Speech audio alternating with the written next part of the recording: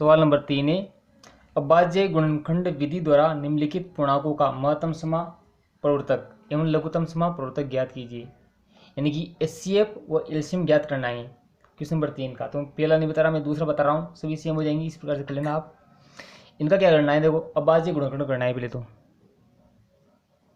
अभाज्य गुणनखंड करने पर सबका अलग अलग अभाज्य गुणनखंड याद कर लेंगे। उसके बाद एलसीएम और एचसीएफ मैंने बता रखा है, इसे निकाल देंगे और बता दूंगा मैं। तो 24 का क्या कर रहे हैं, अभाज्य गुणनखंड याद करने हैं। तो कितना आएगा, 2 एकम 2, 2 दूनी 4, 6 दूनी 12 और 3 दूनी 6 और 3 का जाएगा लास्ट में, 3 एकम 3। नीचे 1 आ जाता है ना, तो वह गुणनखंड समाप्त हो जाता है। उसके बाद देखो इसका हो गया, तो इसको किस प्रकार से लिखते हैं मैंने बताया था आपको, बराबर लगा लें यहाँ पर। निकी 2 इंटू 2 इंटू 2 इंटू 3, 2 की पावर 3 इंटू 3। इसके बाद देखो 15। देखो 15 ऐसी संख्या है जिसमें 2 का भाग नहीं जाएगा, 3 का जाएगा, क्योंकि अब विषम संख्या है, 5 या 15 3 बार, 5 का जाएगा, पर सबसे छोटी संख्या का देंगे। तो 5 15, 5 बढ़ जाएगा ना, और भी 5 जाएगा, 5 कम 5, तो क्या जाएगा यहाँ से 3 इंटू 5। इसके बाद 36, 36 में 2 को 2 का जाएगा, 2 एकम 2, 1 बचेगा पीछे 6, 16 जाएगा, 8 दूनी 16, 2 का 9 दूनी 18, 3 तिया 9, 3 में नहीं क्या जाएगा, 2 की पावर 2 डायरेक्ट लेता हूँ मैं, और 3 की पावर 2, 2 की पावर 2 और 3 की पावर 2। देखो एचसीएफ यानी कि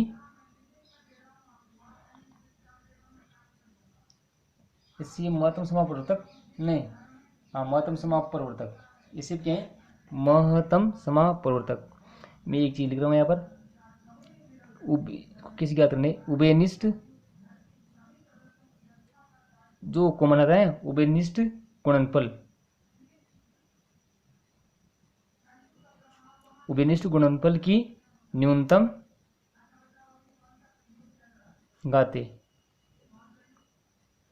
उभयनिष्ठ गुणनफल की न्यूनतम घाते निकालते हैं। इसमें देखो किस निकालते हैं, उभयनिष्ठ यानी कि जो कॉमन आ रहा है उसकी न्यूनतम घाते लेते हैं। 2 की पावर 3 इसमें भी आ रहा है, 2 की पावर 3 नहीं आ रहा, इसमें भी 2 की पावर 3 आ रहा है, नहीं आ रहा, तो एचसीएफ नहीं निकलेगा। इसके बाद देखो 3 आ रहा है, 3 आ रहा है, 3 आ रहा है, और न्यूनतम क्या है उसकी 3 ही, तो ये 3 हो जाएगा। उसके बाद एलसीएम के लिए क्या करते हैं, एलसीएम यानी कि महत्तम समापवर्तक, उभयनिष्ठ, ये वो यहाँ पर उभयनिष्ठ गुणनखंड की अधिकतम घात है। देखो जो कॉमन आ रहा है, जो कॉमन आ रहा है उसको तो लेना ही, उसकी उच्चतम घात तो लेनी ही, और जो नहीं आ रहा है एलसीएम वो भी लेते हैं। यानी कि एलसीएम का मतलब होता है ले लो सभी मत, ये कहा जाता था पहले। देखो सबसे बड़ी घात लेंगे 2 की पावर 3, कॉमन आ रहा है क्या इसमें, इसमें नहीं आ रहा, तीनों में कॉमन आ रहा है क्या, 2 की पावर, इसमें देखो 2 की पावर 2 आ रहा है, इसमें आ रहा है 2 की पावर 3, तो सबसे बड़े लेंगे 2 की पावर 3 इंटू 3 में देखो 3 3 3 की पावर 2, तो बड़े लेंगे 3 की पावर 2 इंटू 2 भी आ गया, 3 इसको हटाओ, तो यहाँ से क्या आ जाएगा 5, ये तो होगा। ये सिर्फ क्या होता है, उभयनिष्ठ गुणनखंड की न्यूनतम घातें लेते हैं, नहीं कि जो न्यूनतम घात होती हैं वो लेते हैं, जो कॉमन आ रहा है तीनों में और न्यूनतम घात आ रहे हैं। तो कॉमन क्या रहा है, 2 तो नहीं आ रहा तीनों में, इसमें नहीं आ रहा 2, 3 आ रहा है, और न्यूनतम घात क्या है 3 की पावर 1 यानी 3 आ जाएगा। ऐसे में उभयनिष्ठ गुणनखंड की अधिकतम घातें लेते हैं, यानी कि 2 की पावर 3 लेंगे, क्यों लेंगे, क्योंकि कॉमन आ रहा है, इसमें नहीं आ रहा, उसमें मतलब नहीं। एलसीएम में जो कॉमन नहीं आता उसको भी लेते हैं और अधिकतम घात लेते हैं, और जो नहीं आ रहा उसको भी लेते हैं। इसका मान क्या जाएगा, देखो 2 की पावर 3 का मतलब 8 होते हैं, 2 इंटू 2 इंटू 2, और 3 की पावर 2 का मतलब 9 और 5,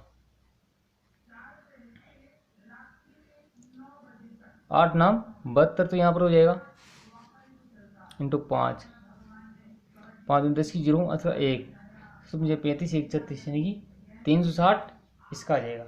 इसके बाद देखो दूसरा हमने कर लिया, तीसरा कर लोगे आप, चौथा करते हैं अब। इससे आपका एलसीएम वो एलसीएम क्लियर हो जाएगा। 8 9 और 25, 8 9 25। देखो 8 की गुणनखंड ज्ञात करते हैं। 2 का भाग लगेगा कितनी बार, 4 बार, फिर 2 का लगेगा 2 बार, फिर 2 का लगेगा 1 बार। 9 में 3 का लगेगा 3 बार, 3 का लगेगा 1 बार। 25 में 3 का 2 कम लीजिएगा, 3 कम लीजिएगा, डायरेक्ट 5 हो जाएगा। 50 25, 50 25। देखो यहाँ से क्या आ गया 2 की पावर 3, यहाँ से क्या आ गया बराबर 3 की पावर 2, यहाँ से क्या आ गया 5 की पावर 2।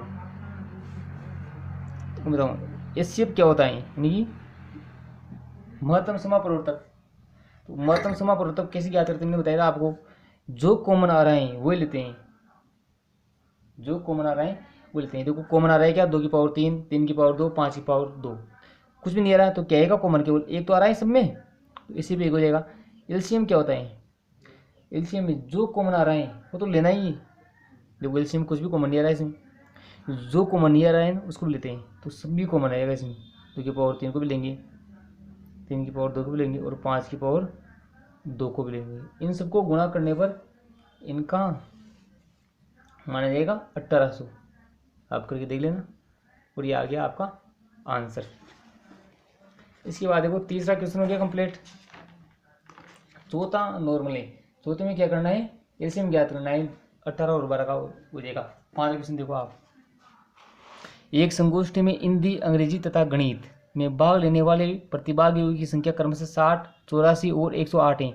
यदि प्रत्येक कमरे में बराबर संख्या में एक ही विषय के प्रतिभागी बिठाए जाते हैं तो आवश्यक कमरों की न्यूनतम संख्या ज्ञात कीजिए। तो इन 3 संख्या दे रखी हैं, तो इनका हम क्या करेंगे, एचसीएफ ज्ञात करेंगे। तीनों का क्या करेंगे, इनका एचसीएफ ज्ञात करेंगे। तो अब आज गुणनखंड करने पर 60 की वही 2 का भाग लगाएंगे तो आधा हो जाता है, देख लो आप। तो 2 का भाग लगाने पर 15 हो जाएगा, 3 का जाएगा 50, 5 या 15, फिर 5 का जाएगा 1। इसके बाद 84 का कर लेते हैं। एक गुणनखंड तो अच्छे से सीख लेना, 4 2, 2 का 2 दूनी 4, 2 एकम 2, 3 का जाएगा 7 या 21, फिर 7 का जाएगा 7 एकम 7।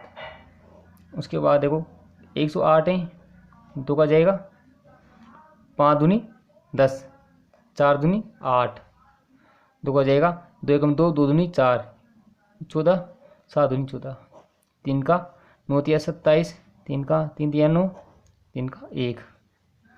तो यहाँ से जाएगा 2 की पावर 2 इंटू 3 इंटू 5, यहाँ बराबर क्या जाएगा 2 की पावर 2 इंटू 3 इंटू 7, यहाँ पर 2 की पावर 2 इंटू 3 की पावर 2, नहीं 3 की पावर 3, 2 की पावर 2 इंटू 3 की पावर 3। इन सभी को गुणा करते ना तो वापस 60 रहेगा, इनको गुणा करने पर 84 रहेगा, इनको गुणा करने पर 108 रहेगा, वापस ये संख्या आ जाती है। अब इनका ज्ञात करना है हमको, एचसीएफ ज्ञात करना है, नहीं इनको क्या ज्ञात करना है, एचसीएफ ज्ञात करना है। करो एचसीएफ क्या करते हैं, यानी कि जो कॉमन आ रहे हैं उसकी न्यूनतम ज्ञात लेनी है, वही एचसीएफ हो जाता है। देखो 2 इसमें भी आ रहे हैं, 2 इसमें भी आ रहे हैं, 2 इसमें भी आ रहे हैं, न्यूनतम ज्ञात क्या है, 2 की पावर 2 है तो ले लेंगे, 2 की पावर 2 है। और वो 3 इसमें भी आ रहा है, 3 इसमें भी आ रहा है, 3 की पावर 3 इसमें भी आ रहा है, पर हमें न्यूनतम ज्ञात लेने की एक लेनी है, न्यूनतम बात है एक भी इसमें।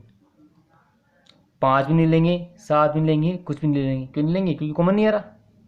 तो देखो 2 की पावर 2 का मतलब 4 इंटू 3, तो 4 थी 12, तो एचसीएफ कितना आ गया, 12 एचसीएफ आ गया। क्या आ गया, 12 एचसीएफ आ गया। अब कमरों की संख्या ज्ञात करनी है तो क्या करेंगे, कमरों की क्या क्योंकि न्यूनतम कमरों की संख्या के लिए हम क्या ज्ञात करते हैं, इनका एचसीएफ ज्ञात करते हैं, और अधिकतम के लिए एलसीएम ज्ञात करते हैं, ये ध्यान रखना। तो कमरों की संख्या ज्ञात करने के लिए क्या करेंगे, इनटू जोड़ देंगे सभी को, 60 प्लस 84 प्लस 108 और 12 का भाग लगा देंगे, तो ये न्यूनतम कमरों की संख्या जाएगी। जोड़ो इसको, देखो 8 4 12, तो 12 के 2 असला 1 0, 8 1 9 हो जाएगा, 9 6 15 का 5 असला 1 हो जाएगा, 1 1 2, 12 का 12, 12 कम 12, 12 दूनी 24, 2 बार कट गया 1, 12 कम 12, यानी कि अभिष्ट कमरों की संख्या कितनी जाएगी, 21 हो जाएगी, 21, ये आंसर हो जाएगा। यदि आपको वीडियो अच्छा लगा हो तो चैनल को सब्सक्राइब और शेयर जरूर कर दें।